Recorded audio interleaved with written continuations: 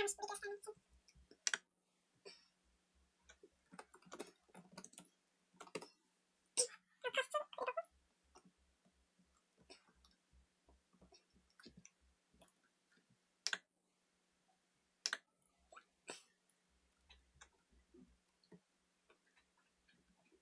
Dolunay köyde herhalde arkadaşlar. Sunum kızı. Adını bilmiyorum. Yazalım. Belki de ona inanmayacak bizim videoda olduğumuza.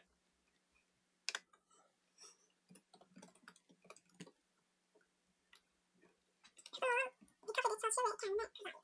Mektup görüyorsunuz. Hiç olayı evet. Bir iki tepki verdi. Kanalın adını. Evet arkadaşlar. Gerçek yüzünü gösterdi. Arkadaşlar. Dolunay köyde yani sunum kızı gerçek yüzünü gösterdi. Biliyorsunuz bir paylanca. Paylanca. Evet. Bakın şu videoda biri tepki verdi.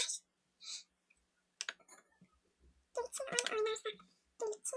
oyun oynarsa. Tamam ya tamam. İkinci video var.